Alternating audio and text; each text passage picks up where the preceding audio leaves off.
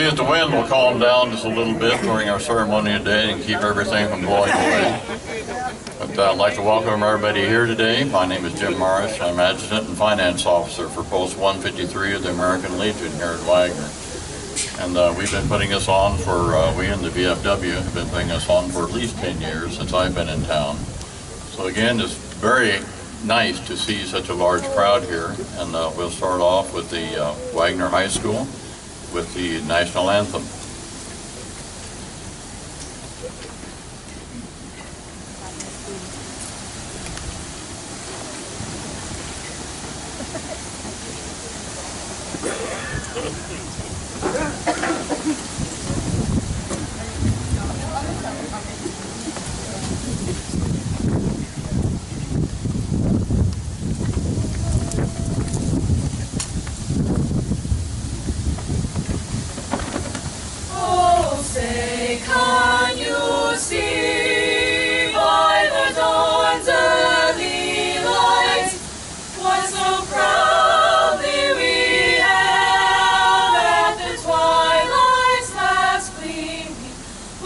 Stripes and bright stars through the perilous fights, for the ramparts we watched were so gallantly streaming, and the rockets' red glare, the bombs bursting in air, gave proof through the night that our flag was still there.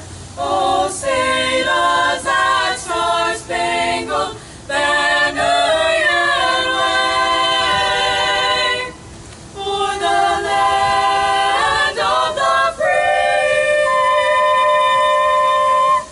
and the home of the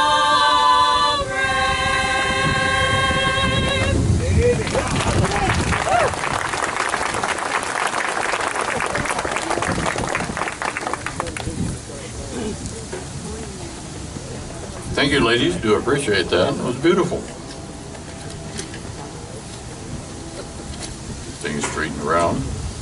I have an opening prayer from Bill Davis. He is the chaplain, Post 153. Bill?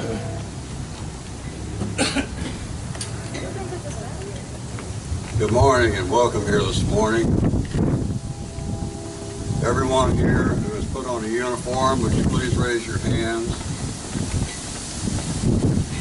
Take a look around at all these young with their hands up right now. These are the people who dedicated themselves to putting an end to tyranny and oppression in this world, to being of good service to God, to this country, setting a good example for everyone to follow, and giving of themselves that others may live.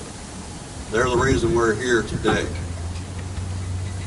And we honor them as far back as the American Revolution, the Civil War, World War I, World War II, and we do have World War II veterans here today. We think about Korean veterans.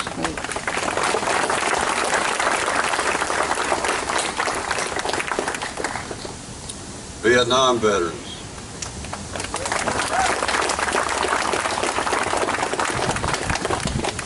There are Lebanon veterans here.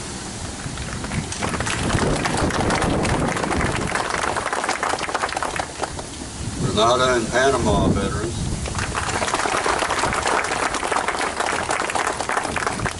Veterans of Iraq.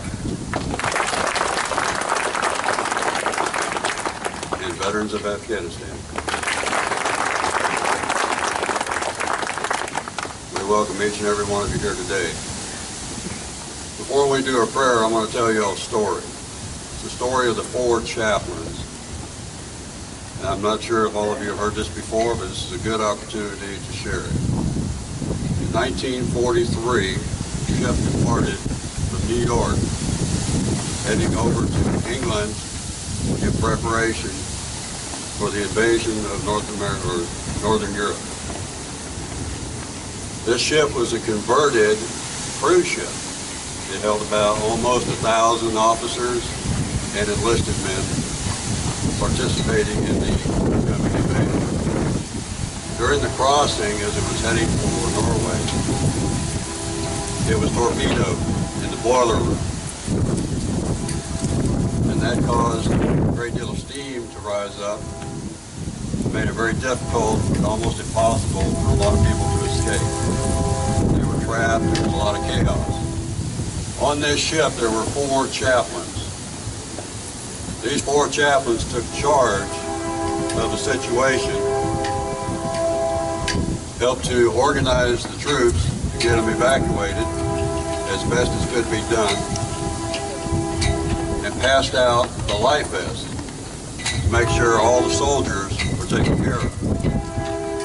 As they were trying to escape the ship, it became known that there weren't enough vests for all the troops. The chaplains took their vests off and gave them to the soldiers to try to save as many as possible. And as the ship was sinking, one of the soldiers, one of the survivors, there were unfortunately few because it was in February in the North Sea. One of the survivors testified as he swam away from the ship, he looked back and saw the chaplain standing on the pier of the boat, arm in arm, singing hymns and praying for the safety of the troops. That's what symbolizes not only what chaplains are here for, but also symbolizes and represents the dedication that each and every soldier has to the cause, to the people, to their families and their communities. That's what we are about. And today we remember those who gave their all, and also those who stand before us now, who have given up themselves in this way, setting that good example for others to follow. Let us pray. Let's remove your hats. It's time. There are still soldiers in harm's way today, and we want to think about them today. Gracious God, we come before you now in gratitude for the blessing and support of this beautiful day today, as we come to honor and pay our respect to those who have worn the uniform of this nation, of this state, and of this community in which we are now standing and sitting. We remember the sacrifices that have been made mentally, emotionally, spiritually, and physically from each and every one who has put on the uniform, not knowing what was going to happen to them when they did. Bless them now, bless their families, and this community as they come in this way to honor those who have had the courage and the willingness to do right by you, by their families, by this community, and by this nation, and all the people of this world, in an effort to put an end to tyranny and oppression, that all human beings can stand together in democracy, treating one another with dignity and respect. We're grateful for your support in this ongoing effort, and reminding the generations to come that freedom is not free. Someone has to do the job. Grant us your wisdom, the very wisdom that you gave to Solomon, to help us to continue to make good choices, to continue to set a good example for others to follow. For your glory and the benefit of all of creation, we pray these things in Jesus' name. For all these things we are grateful. Amen. Amen.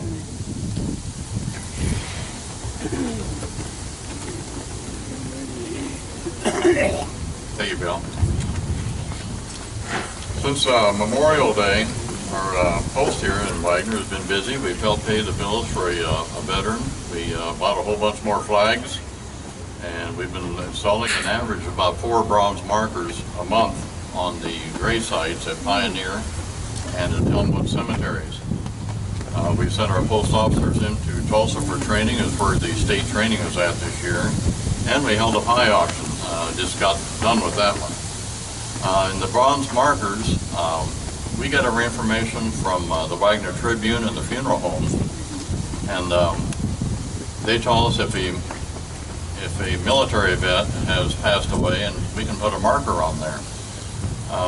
It seems since about 1st of August, we haven't got any notifications like that. So if you have a loved one that's recently passed away and is buried in either Elmwood or in Pioneer cemeteries, please let us know, and we can put a bronze flag holder on there, and this ensures that a flag will be put there on Memorial Day of each year. Okay? We have several speakers today. We could have probably 30 to 40, but we've cut back a little bit. We have the Blue Star Mothers are here today. Phyllis, recovering from surgery. So Phyllis Seaman from the Blue Star Mothers, come on up.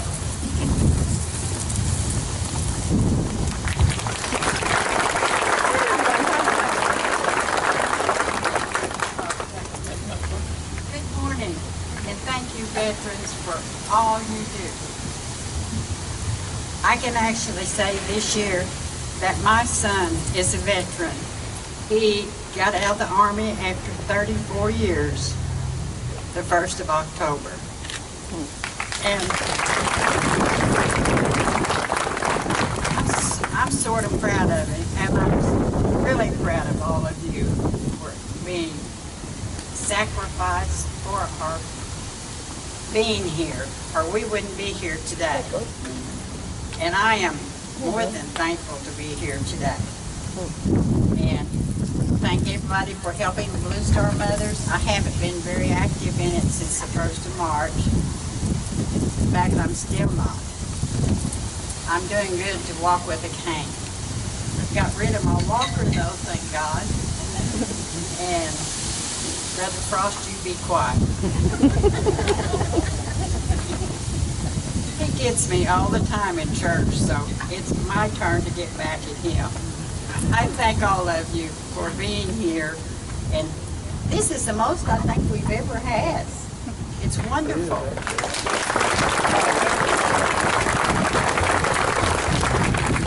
I'm so glad to see the high school girls here and all these kids. It's just fantastic, and I thank you very much.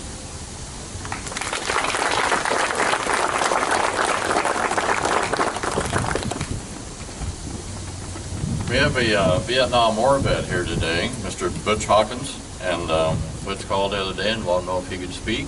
And Butch?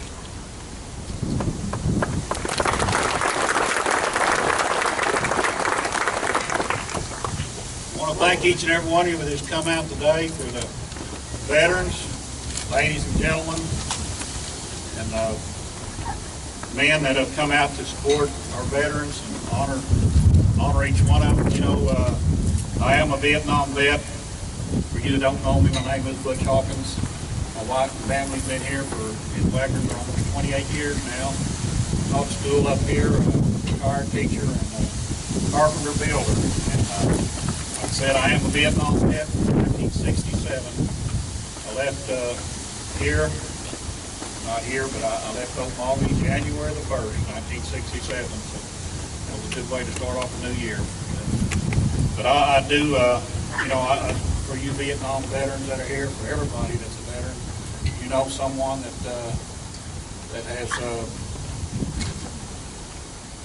we all know someone that did not make it back. And as Vietnam veterans, we know someone that came back, but really never left there, you know. Some of us know people like that. I thank all veterans for your service. And like I said, most of all, I want to thank the Vietnam veterans, for I am a Vietnam veteran. And for us that know when we came back, we were not recognized. A lot of us were spat on, cursed, or just ignored and called baby killers, you know, and that was a sad thing. But I want to say this to the Vietnam veterans. We did make it back. We are back. And I want to thank each one of you for your service. And I want to salute each one of you.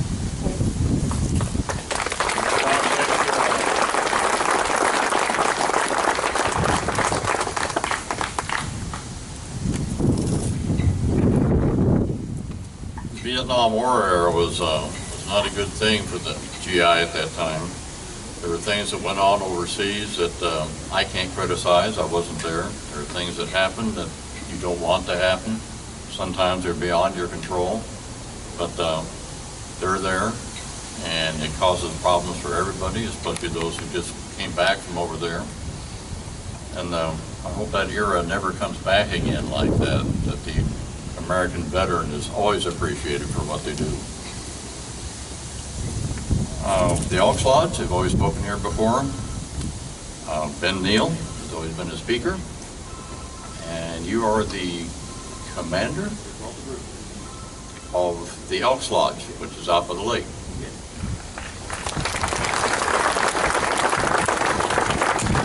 Good morning. Good morning. I don't think I've ever seen this many people here. That is fantastic. We owe everything to our veterans. If it were not for our veterans, we would not be here today. We would not be allowed the freedom to speak freely. The 11th hour, 11th day, 11th month in 1918, a treaty was signed in Versailles, France, ending World War I. And that put in motion Armistice Day, which Woodrow Wilson proclaimed in 1919. Armistice Day over the years became Veterans Day. It has been back to Congress several times to include the veterans of World War II, Korea, and Vietnam. At the time it was made to include all veterans. As of today, there are over 22 million veterans in America. Less than 9% of those are female. Over 45% of those 22 million are over the age of 65 years old. Total enrollees in the VA centers is 9.11 million. 6.6 million vets retired received services from the VA in 2014. 54% of vets surveyed by Blue Star Mothers reported their transition from service was difficult. Many military struggle to find employment when they return home. That is a major problem, and it is our problem. They served us. We need to help our vets adapt their military skills and find jobs in our communities. Vets aged 18 to 34 have a higher poverty rate than the general population, and the poverty rate for all veterans is increasing. Homelessness and housing is a struggle for many who have served, and as many as 1 in 5 homeless persons are veterans. There again, there is no excuse for that. A 2014 study by HUD indicates that 11% of the homeless adults are veterans. There are 3.7 million vets in the United States with a service-connected injury. 70% of vets served by the VA have dealt with chronic homelessness and unemployment. 14% of vets served by the VA have families. The Elks are a committed partner with all VA hospitals. There are 172 VA medical centers in the United States. In 2014-2015, Elks volunteered more than 125,000 hours at VA facilities, serving more than 1 million veterans in need. We are a crisis. The Elks are the #2 supporter behind the United States government supporting our vets. It is up to each one of us to see what we can do to help our vets. When they come home, many of them are lost. They only know one thing. It is up to each one of us to welcome those veterans home and thank them for what they do and find programs where we can help the vets. In October this year, the Elks started a new pilot program with VA. We're using 4 centers in the Chicago area. We have pledged $4 million for the next 4 years to help transition some veterans who are homeless from the VA centers into their own home. Each civic organization needs to find a vet, adopt him, and support him. Like I said, if it were not for these boys and girls, we would not be here today. Thank all of you who have served. Thank all of you who are serving today. Thank you all for being here today.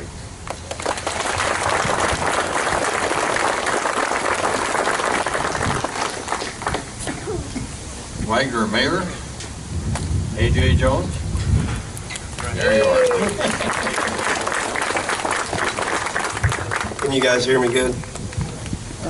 First of all, ladies and gentlemen, I would like to thank you for coming out today, and thanks for the rain holding off. And I would like to thank the Wagoner High School Select Choir for coming out, the Wagoner High School football team for those who came out, and the Wagoner High School cheerleaders, and all of you. Welcome to today's ceremony, and thank you for attending. I'm honored to be speaking with you today on such an important occasion. We're here today to honor our service members and to remember their sacrifices that they have made and the courage it takes to defend honor, duty, and country. The writer Michael de Montaigne once said, "Valor is stability, not of legs and arms, but of courage and the soul." We're here today to honor our heroes, to remember their achievements, their courage, and their dedication, and to say thank you for their sacrifices.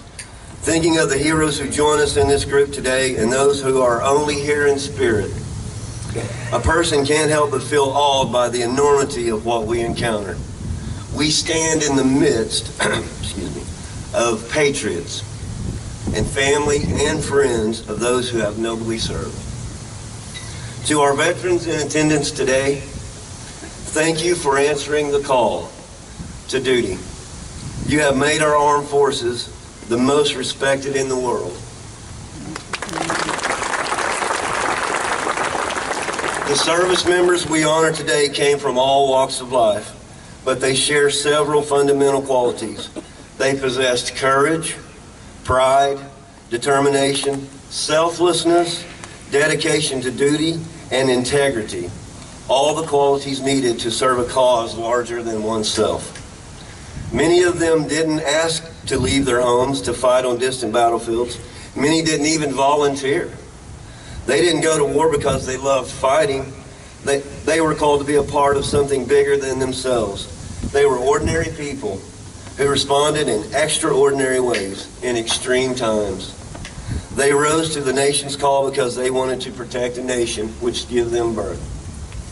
Since the first shots at Lexington and Concord were fired and our Revolutionary War began, American men and women have been answering the nation's call to duty. Millions of Americans have fought and died on battlefields here and abroad to defend our freedoms and way of life.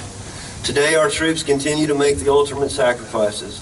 And even if we lose troops, more Americans step forward to say, "I'm ready to serve." They follow in the footsteps of generations of fine Americans. Veterans Day, as the Elks Lodgeman just said, was originally called Armistice Day, which was originally designated as a day to celebrate the end of World War I, the war to end all wars.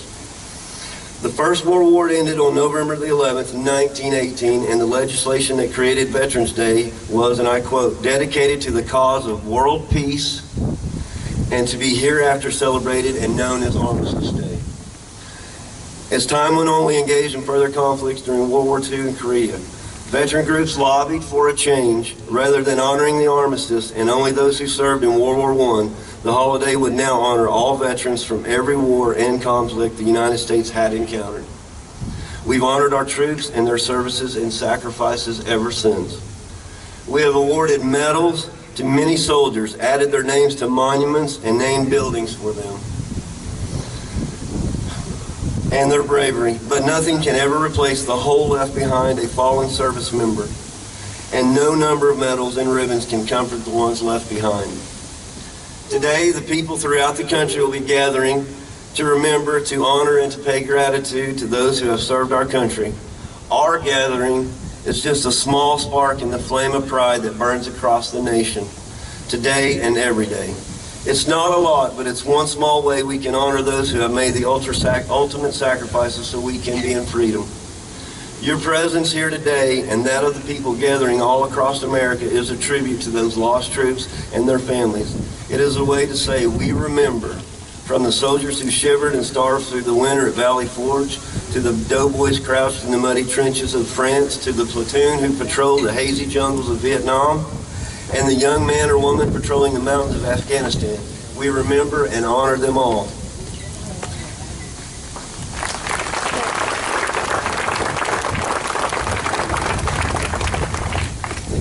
I would like to reflect upon a group of veterans who I believe, like no other group, did not receive the hero's welcome they deserve.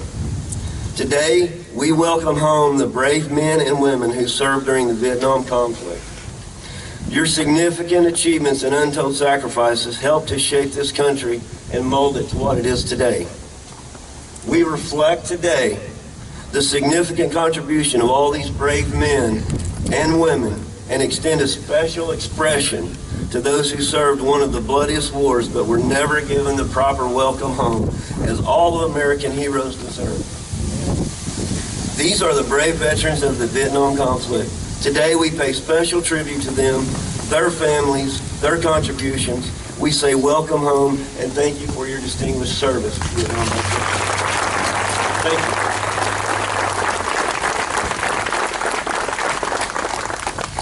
Our city of Wagoner is home to many of the nation's veterans, both from current day's conflicts and conflicts of old. We as a city want to express to each and every one of you our gratitude and our thanks. President Coolidge once said long ago, "The nation which forgets its defenders will itself be forgotten." We will not forget. America will not forget. And the city of Wagoner will not forget those who sacrificed, those who served, and those who died. Thank you, veterans.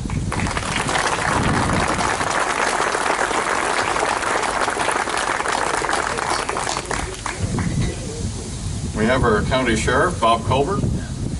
Bob, go back. He's here.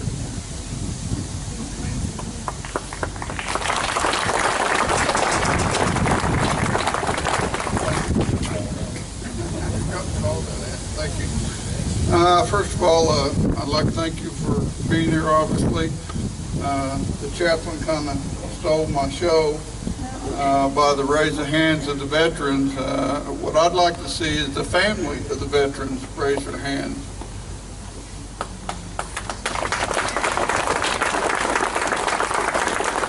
You know, it's like Butch said, when we join the military, we know what to expect. And we don't wish to die or get wounded, but if it happens, it happens. But our families sit at home and they have to wonder the whole time, are their lives, or are they missing, are they injured, or what? And we don't have to worry about that. We're probably sitting around the card table playing cards or something, you know, or we may be in a gunfight or whatever, but our families never know until they get that phone call or that letter. So to me, Phyllis and I, where are you at, Phyllis? We kind of talk about this every year. To me, this is more about the families than it is the veterans. It's obviously nice to honor the veterans, but I think we should honor the families. I know what my mother went through, and it was just pure heck. Nice way to put it. So thank you very much for being here, and I agree this is the largest crowd I think I've ever seen in 7 years. The young people, we see a lot of younger people, and if it gets any bigger, I'll let the 100 inmates out and we'll have a heck of a crowd. So thank you very much.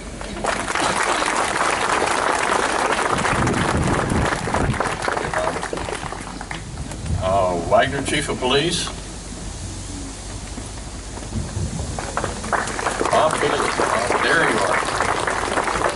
This is the man that has these streets out here shut down so the people standing in the street won't get ran over.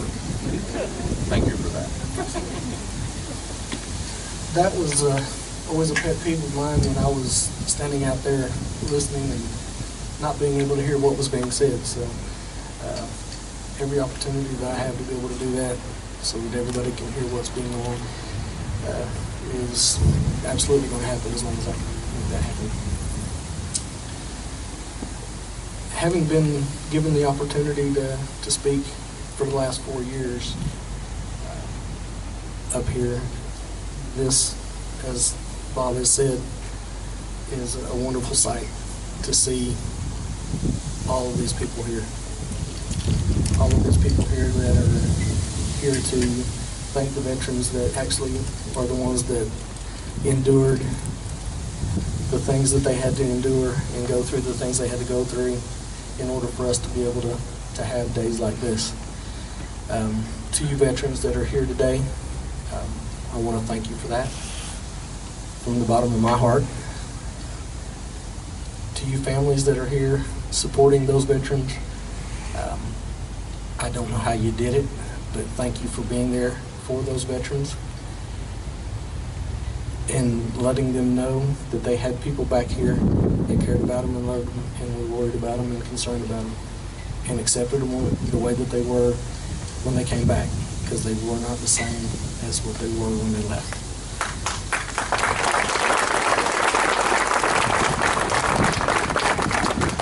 To all of you young people that are here, look around at these gentlemen and ladies that are here. You guys are getting to be about the age where a lot of these people were when they left to go fight for our country. If you don't think about how significant that is, think about this. We have people here that were serving from the 40s, the 50s, the 60s, and so on. That's a long time ago in some of those instances to make sure and make it a point to be here on these days. That was a very, very significant time for each and every one of these gentlemen and ladies that did the things that they did and endured the things that they endured. So when you get an opportunity and you get a chance to talk to one of these veterans and see one of these veterans, you go up and you shake their hand and you thank them for everything that they did, because without that, we wouldn't be here doing the things that we're doing. For everybody else that is here, thank you, Wagoners, for being here and supporting our veterans. Thank you.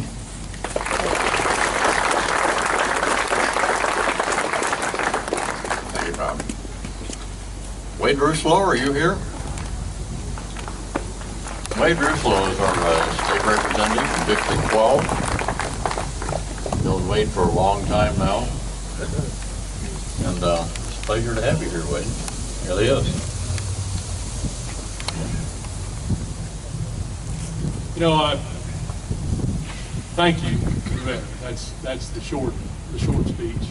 I was thinking about, and I'm gonna paraphrase because I won't remember exactly some words that Winston Churchill said at the end of what they called the Battle of Britain. The Battle of Britain occurred mostly through the year of 1940, and he said, never in the course of human conflict has so much been given, has so much been sacrificed for, has so many people received the benefit of, so much done for them by so few. And they were besieged by Hitler, almost bombed out of existence, and Hitler was laying his plans to invade Britain. It was called Operation Sea Lion. But first he wanted to bomb the Royal Air Force out of existence, and they came that close. They almost had their fighter fields destroyed. The Brits were struggling. A lot of Americans had gone over and joined, and Canadians had joined the cause. Poles and Czechs, people from all over. Matter of fact, the American squadron was called the Eagle Squadron. But accidentally, some German bombers bombed some civilians in Germany on a night raid. And Hitler was so infuriated, he changed his strategy from bombing those airfields to bombing Londoners. And it saved the Royal Air Force. And among many other things, he scrapped his plans to invade Britain. and it was a very dark time, and we were helping them some with Operation Lend-Lease, but Pearl Harbor hadn't happened yet, so we weren't in the war fully. But I thought about our veterans, and I thought about what's been done for me and those of us that haven't worn a uniform, and I say that never has so much been done for so many of us by so few. Because compared to those of us that haven't worn a uniform, the number that have, there are more of us by far that haven't worn a uniform. So my dad was in World War II, he's a fighter pilot. My brother was in Desert Storm, they're both Marines. I appreciate their service very much. Unfortunately, it's like that gentleman wearing a uniform right over there, we are always going to need somebody to put on a uniform. And I'll tell you why I know that. Because Jesus said there are always going to be wars and rumors of war. That's not very comforting, but I believe it. And I know human nature, and we're going to repeat it over and over.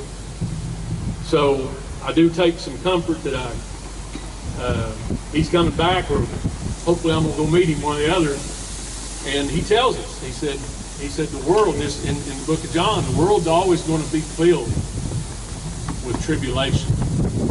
But he said, be of good cheer, for I have overcome the world. So be good if we know him. That's my opinion. I'm not trying to preach today. I'm just going to pass it.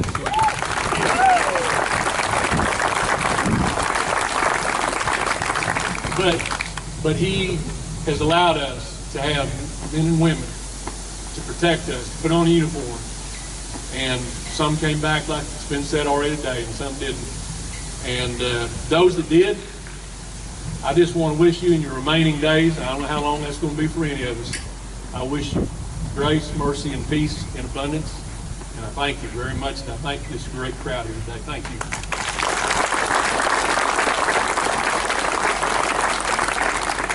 Thank you, Wade. Mark Corrales is our commander of Post 153 here in Wagoner. Our other commander pulled up stakes and moved to Swink, Colorado. And he and his wife are out taking care of 2 grandsons out there, and he plans to come back here in 3 years. And Art moved up from the ranks of second vice commander to commander. And he is our featured speaker here today. Art.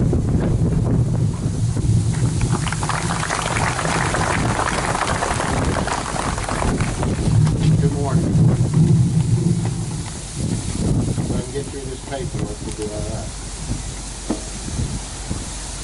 The great novelist C.S. Lewis once said, "All that we fear from all kinds of adversity is collected together in the life of a soldier on active service."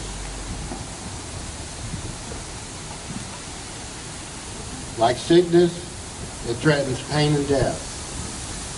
Like poverty, it threatens ill lodging, cold, heat, thirst, and hunger.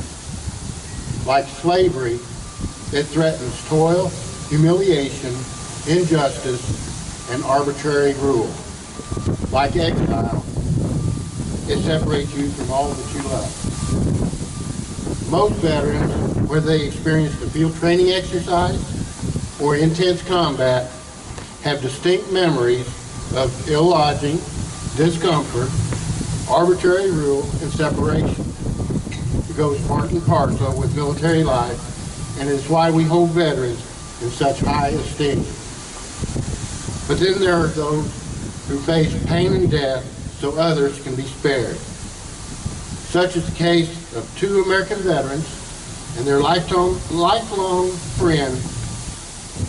They bravely stopped a terrorist attack aboard a train bound for Paris this summer.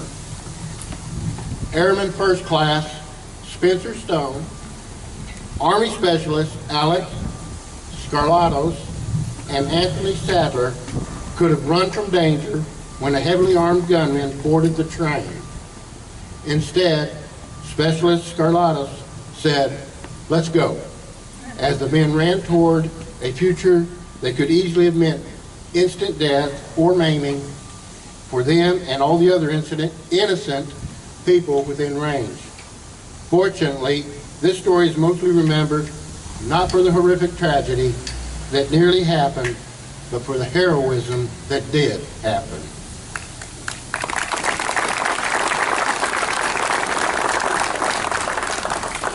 Even after enduring severe stab wounds that were inflicted as he disarmed the gunman, Airman Stone administered life-saving first aid to a passenger that was shot.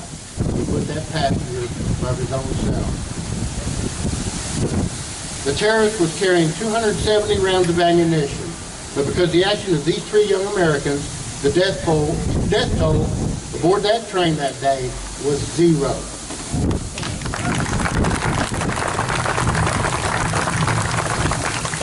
President Obama praised the men as the very best of America. Defense Secretary Ashton Carter called the incident an amazing story right out of a movie. The American Legion believes it is not surprising, while we take nothing away from the heroic actions of Spencer, Alec, and Anthony, Americans' military men and women risk life and limb every day so we can be free.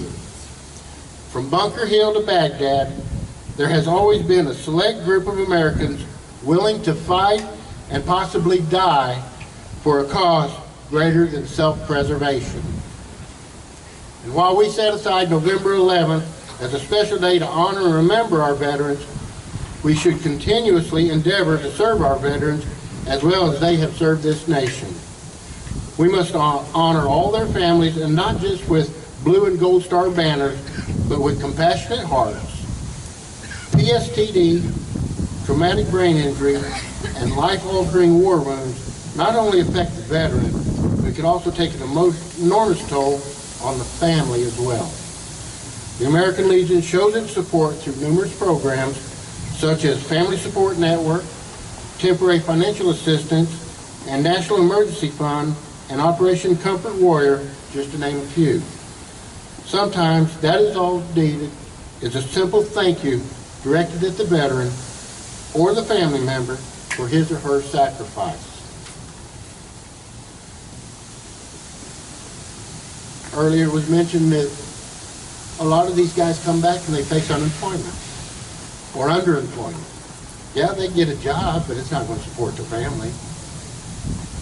They come back home to this. What we need to do is make sure they come home and be able to support that family that they've come home to. Companies should understand it is smart business to hire veterans, and when members of the Guard and Reserve deploy, it is America's business to ensure that their civilian career does not suffer. We must not forget the unique needs of women veterans. As he mentioned earlier, there are more than 1.8 million women in America today who have worn the uniform. My wife is one. Women are major contributors to our Army readiness, and many have given their lives in the global war on terrorism. VA must adequately treat breast and cervical cancer, as well as trauma that may have resulted from domestic violence, sexual harassment, and assault. It is tragic that the men and women who allow us to be safe in our homes are often without homes themselves when they shed their uniform. Several of our veterans are homeless. 9 out of 10 were honorably discharged, and nearly half served during the Vietnam War. Too often today's tattered citizen of the street was yesterday's toast of the town in a crisp uniform with rows of shiny medals. This is hardly the thanks of a grateful nation. While fewer than 10% of Americans can claim the honorable title of U.S. military veteran, this special group often provides the vital services that enable our community to function. Chances are that if you surveyed your local police and fire departments, you would find that a disproportionately high percentage of its members are veterans. When an emergency hits, there's a good chance that it is a veteran that is the first to respond. Whether it's a school teacher, construction worker, or a first responder, military veterans take their mission seriously. They vote in higher percentages than non-veterans. They are more likely to volunteer in their communities, and they are less likely to live in poverty. In short, veterans make up our communities. They make our communities better. Born of their extraordinary accomplishments come an extraordinary debt. And for those accomplishments and for their dedication, we must always be grateful. In this spirit, American Legion National Commander Dale Barnett has been leading veterans awareness walks in communities all across this nation. We walk not for ourselves, Commander Barnett says, but those who have marched for us. Whether it's a physical walk or another gesture of appreciation, we must always remember that each veteran represents an oath taken that includes a willingness to die for his country if called upon. It's what President Lincoln characterized as the last full measure of devotion. Whenever we hear a politician rail about the high cost of veterans benefits, it's up to us to remind the critic about the high cost of being a veteran. It is a cost, blood, sweat, and sacrifice that has produced and protected the greatest nation on earth. God bless you all for being here. God bless our veterans, and God bless America.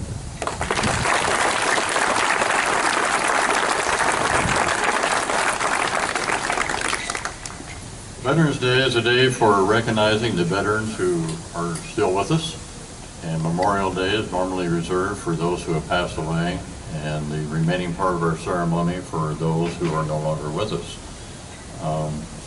One of those people was here in Wagoner, went through World War II. A good personal friend of mine, and Lee died here a while back. And he went ashore at Omaha Beach for the younger generation. That was a heck of a place to be. He went across France, went across Germany, got caught up in the Battle of the Bulge, got wounded by a sniper, and he came back home. His hand was never the same.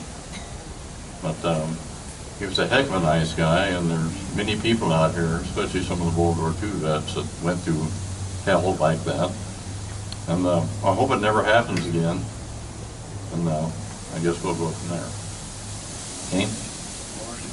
Three players? He's here. Three players?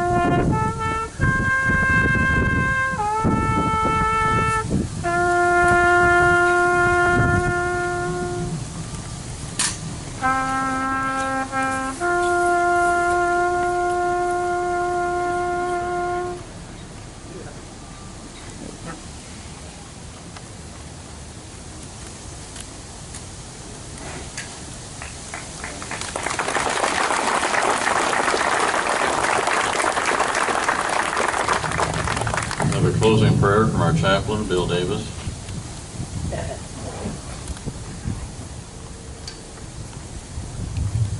Before we do the closing prayer, I'd like to talk about a couple other things. One is we're getting ready to do after this service here. We're going to do the parade, which will start down there at Phil's, I believe. Fred's parking lot, sorry. and we'll proceed through town. We have at the post over here hot dogs, chips, sodas that will be available if anybody would like to come on a first come, first served basis. Over to the post there, we've got a lot of room in there, plenty of tables, plenty of seating. Come on by, have a little camaraderie, a little conversation, and some food there. The other is the Oklahoma American Legion has a raffle going right now for a four-wheeler rifle. It's a Polaris Sportsman Touring 570 SP and then a Henry Repeat 3030 and a lot of other prizes for cash. And so we'll be offering up raffle tickets. Not only will it support the state, but it will also support this post in this community. And we appreciate anybody who wants to get a raffle ticket. They'll be available down here at the post after the break. So let's remove our hats, please. Bow our heads. Gracious God, we're grateful for your support on this day. It's been a great day, and it's nice and warm. We're very grateful for that, and we look forward to the parade that's yet to come. We're really glad to see all these young people here supporting, remembering the veterans who have been serving in wars and conflicts for a long time now to defend and protect their lives and their families for generations. We're grateful that they're here to show that they care. And we honor all those soldiers here today who are still struggling mentally, emotionally, spiritually, and physically with the pain, in many cases, of the things that they were called to do. We ask that you help them to be eased of that pain, that they can be well and have good lives. We also remember those who gave their all. They can't come home anymore. We think about their families, their friends and their communities who continue to honor them for giving of themselves in that way. We think about those who are still in harm's way right now, including family members of those of us in this post and those here in this community. We ask that you continue to give them the courage to carry on one day at a time. Gracious God, we're grateful for your inspiration, your guidance and support in helping us to continue to do right by you and to remember to remind others that they are not alone and they are certainly welcome among our community. For your glory and the benefit of all of creation, we pray these things in Jesus' name. Amen.